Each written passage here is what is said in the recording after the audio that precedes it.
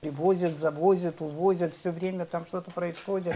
Но если мы даже Ну, закрываем знаете, глаза, как это происходит? я вам, знаете, как скажу, вот то, что говорите о бизнесе, торговле и все остальное, у нас на официальном уровне никакой бизнеса, никакой торговли с Грузией нет. У нас такого разрешения нет. Это все, возможно, какие-то определенные отдельные контрабандные каналы, с которым также ведется борьба. То есть, как бы, а так, чтобы торговля была у нас в Грузии, кто-то возил, ехал и возил товары, с этой целью мы точно граждан туда не отпускаем.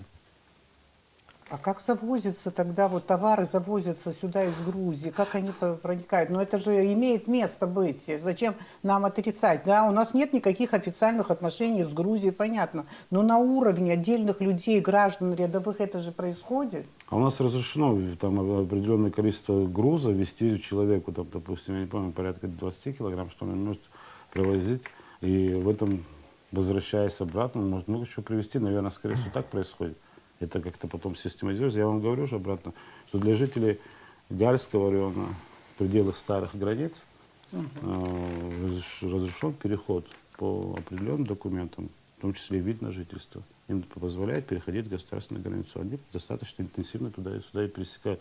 В период пандемии, конечно, это были введены серьезные ограничения, но эти ограничения в настоящее время сняты.